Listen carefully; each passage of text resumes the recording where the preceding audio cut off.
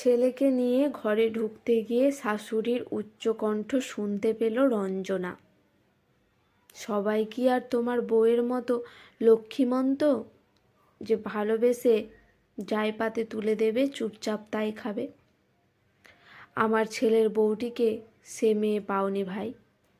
বরের কথা তো ছেড়েই দাও, নিজের ছোট্ট ছেলেটার সঙ্গে পর্যন্ত খাবার দাবারের ভাগ নিয়ে কম্পিটিশন লড়ে। মুরগির লেগ পিস বা মাছের মাথা ছেলে পাতে 3 দিন দিলে নিজের পাতেও 1 দিন নেয়। ছোট ছেলেটা যতই বায়না জুড়ুক বা কান্নাকাটি করুক না, কোনো হেলদোল নেই, একেবারে প্রাসান হৃদয়। অতটুকু বাচ্চার মুখের ওপর সরাসরি বলে দেয়, তোর মতো আমারও তো 1-8 দিন এগুলো খেতে ইচ্ছে করে নাকি? ভাবতে পারছো কোনো মানে হয়? ছোট অবোধ বাচ্চা, তাকে কেউ এভাবে বলে? আমাদের কথা ভাবো একবার, নিজে খেতে পাই বা না পাই, ছেলের পাতে মাছ মাংসের অভাব দিইনি কখনো। পাশের বাড়ির মতির মার মুখ দিয়ে চুকচুক শব্দ করে আফসোসের ভঙ্গিতে বলে উঠলেন, সে আর দিদি নতুন কি, তোমার বৌমা প্রথম থেকেই ছন্নছাড়া, কোনো নিয়ম কানুনের ধার সে ধারে না। তাই ভাত কাপড়ের সময় থেকেই তো দেখছি সবার সামনে বসে কেমন মাছের মুড়োটা চিবিয়ে খেলো। কোনো লজ্জা হায়া নেই, ভাবা যায়? নতুন বউ শ্বশুর বাড়িতে পা দিতে না দিতেই লজ্জার মাথা খেয়ে কচর মচর করে মুড়ো চেবাচ্ছে। আমি তো দেখেই কি আর বলি দিদি, সে মেয়ে যে মা হয়ে ছেলের মুখের গ্রাস কেড়ে খাবে, এত অবাক হওয়ার কী বা আছে? প্রথমে রঞ্জনা ভাবল কিছু বলবে না, কিছু মানুষজনের চিন্তাধারা পরিবর্তন করা সম্ভব নয়, সুতরাং তাদের বোঝানোর চেষ্টা বৃথা। কিন্তু পরেক্ষণে বিশ্বকবি রবীন্দ্রনাথের উক্তি মনে পড়ল, অন্যায় যে করে আর অন্যায় যে সহে। নিচু হয়ে ছোট্ট প্রতীকের জুতোটা খুলে মাথায় হাত বুলিয়ে দিয়ে বলল, তুমি একটু ঘরে যাও বাবু, ঠাকুমার সঙ্গে কথা বলে আমি এক্ষুনি আসছি। আধো আধো স্বরে প্রতীক বলে উঠল, তুলি যেও না ঠাম্মা, ঠামতলায় বাজে কলা বলবে। কিচ্ছু বলবে না সোনা, তুমি ঘরে যাও। বললাম তো আমি এক্ষুনি আসছি, কোনো দুষ্টুমি করবা না কিন্তু। দীপ্ত পদক্ষেপে রঞ্জনাকে শাশুড়ির ঘরের দিকে আসতে দেখেই মতির মা উঠে দাঁড়ালো। আমি এখন আসি দিদি, বাড়িতে অনেক কাজ পড়ে রয়েছে, সময় পেলে অন্যদিন এসে গল্প করে যাব। দাঁড়ান মাসিমা।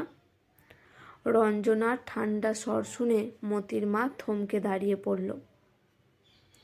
আপনি তো একটু আগেই এ বাড়িতে পা দিয়েই আমার মুড়ো চিবিয়ে খাওয়ার কথা বলছিলেন মা হয়ে আমি নাকি ছেলের মুখের গ্রাস কেড়ে খাই।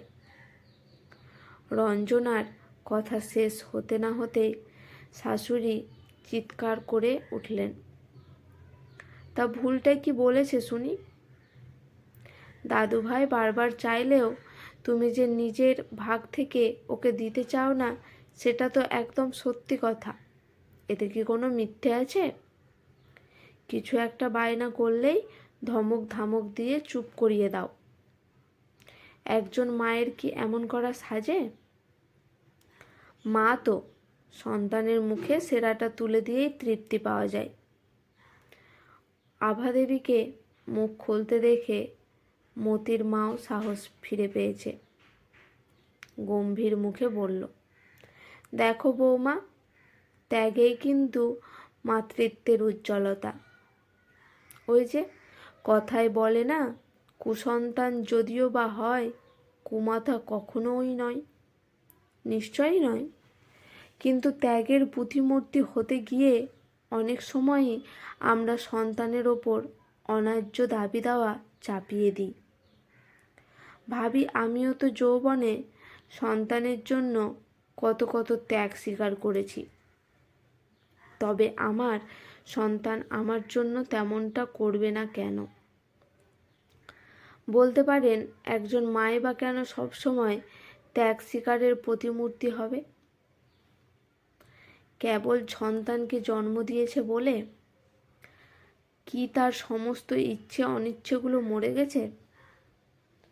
সন্তান জন্ম দিলেই তো আর তার পছন্দের খাবারগুলো, পছন্দের কাজগুলো অপছন্দের হয়ে যায় না।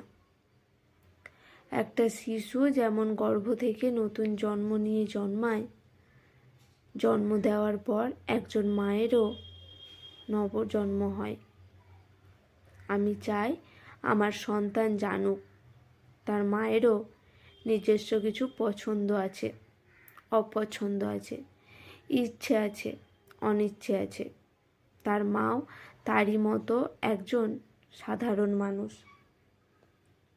আমি দেবী নই, কখনো দেবী হতে চাইও না। একটুক্ষণ চুপ করে আভা দেবী বলে উঠলেন, এমনটা বলছো? আমার বাবুর জন্য আমিও তো সে সময় কত ত্যাগ স্বীকার করেছি। তার জন্য কি চাইব? যে বাবুর নিজের পছন্দের খাওয়া দাওয়াগুলো বন্ধ করে কষ্ট করে থাকুক, নিজের ইচ্ছু পূরণের পথে হোঁচট খাক? এক অদ্ভুত হাসি হাসে রঞ্জনা। সজ্ঞান হয়তো নয়, কিন্তু বাড়িতে কখনো দামি মাছ বা মাংস এলে কিংবা পুরনো মোবাইল বাতিল করে নতুন মোবাইল কিনলে, নতুন কোনো গ্যাজেট আনলে, ছোট বড় শৌখিনতার জিনিস কিনলে আপনিও তো নিজের অজান্তেই বলে ওঠেন, ভেবে চিন্তে খরচাপাতি করিস। জানিস তো তোদের ভালোভাবে মানুষ করতে গিয়ে কোনো কিছুই কোনো দিন এক টুকরো মাছও পাতে জোটেনি। স্টোভ ছেড়ে পয়সা বাঁচাতে কাঠের উনুনের আঁচে রান্না করেছি, তবেই না তুই আজকে নিজের শখ শৌখিনতা পূরণ করার মতো ক্ষমতা অর্জন করতে পেরেছিস, তাই না বাবু? সেদিন আমি ত্যাগ স্বীকার না করলে তুই কি আজ নিজের স্বপ্ন পূরণ করতে পারতিস? চমকে ওঠেন আভা দেবী। বৌমা তো কোনো মিথ্যে কথা বলছে না, সত্যিই তো। ভালো কিছু কিনে আনলে এমনটাই তিনি বলে থাকেন। তাহলে হয়তো নিজের অজান্তেই বলেন, কিন্তু বলেন তো। তাতে নিজের অন্তঃস্থলে লুকায়িত হতাশায় প্রকাশ পায়। তার চেয়ে যৌবনে যদি কিছুটা অন্তত শখ পূরণ করে নিতেন, তাহলে হয়তো বাকি জীবনটা আক্ষেপকে নিয়ে সঙ্গী করে বাঁচতে হতো না তাকে। ভবিষ্যতে আমি সন্তানের কাছে ত্যাগ স্বীকারের গল্প করতে বসবো না। তার জন্যেই ওর যেন কখনো না মনে হয় সেদিন ত্যাগ করেছি বলে আজ ওকে কথা শোনাচ্ছি। ওকেও তাই ভবিষ্যতে ত্যাগ স্বীকার করে বাঁচতে হবে। তার চেয়ে প্রতীক নিজের মতো আনন্দে বাঁচুক, নিজের পায়ে দাঁড়াক, নিজের স্বপ্ন সফল করুক, মাকে একজন সাধারণ রক্ত মাংসের মানুষ বলে মনে করুক, দেবী নয়। হঠাৎই জোর গলায় আভা দেবী বলে ওঠেন, একদম ঠিক করছো, একদম ঠিক করছো তুমি বৌমা। আজ তুমি আমার চোখ খুলে দিয়েছ। নিজের অপ্রাপ্তির অসুখ সন্তানের ওপর চাপিয়ে দেওয়ায় চাইতে ত্যাগের দেবী না হয় ভালো। আমি দুধে মিশে যেতে দেখে মতির মা খানিক নিরাশ হয়েই বলল, তাহলে এখন আমি আসি দিদি। এসো, সংক্ষিপ্ত উত্তর দিয়ে আভা দেবী ঘরের দিকে চলে গেলেন। ছেলে বাড়ি ফেরার পর আগেই নিজের সঙ্গে বোঝাপড়াটা সেরে ফেলতে হবে। রাস্তা দিয়ে যেতে যেতে আভা দেবীর বৌমার কথাগুলো নিয়ে ভাবতে লাগলেন। মতির মাও বাড়ি ফেরার পথে সেই একই কথাই ভাবছিলেন। সমাজের চোখে ভালো হোক বা মন্দ, রঞ্জনা একদম ঠিক কাজই করেছে। ত্যাগের দেবী সেজে বুকের গভীরে যন্ত্রণা লালন করার চাইতে সন্তানের চোখে একজন সাধারণ রক্ত মাংসের মা হয়ে ওঠা ঢের ভালো, ঢের ঢের ভালো। আজকের গল্পটি এখানেই সমাপ্ত। গল্পটি যদি ভালো লেগে থাকে অবশ্যই কমেন্ট করে জানাবেন। একটা লাইক করে আমার পাশে থাকবেন।